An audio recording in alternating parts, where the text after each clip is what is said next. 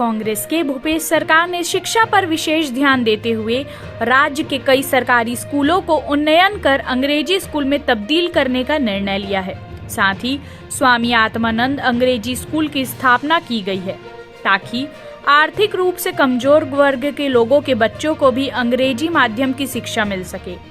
इसका लाभ जमीनी स्तर पर देखने को मिल रहा है। साथ ही छत्तीसगढ़ी संस्कृति को बढ़ावा भी मिल रहा है। वहीं छत्तीसगढ़ी संस्कृति और अस्मिता को प्रतिष्ठा दिलाने के लिए किए जा रहे मुख्यमंत्री भूपेश बघेल के प्रयास कैसे रंग ला रहे हैं, यह देखकर सीएम बघेल स्वयं चकित रह गए।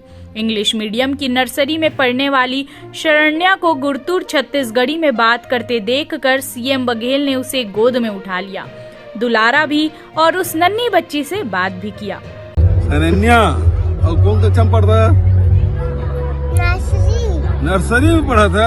कहाँ बोला रहे? कौन कौन सी सब्जी खाते घलो बताना। भिंडी खाते। चाय नहीं पिए से क्या होते? और ककल का कह रहे थे? माथा दुखे।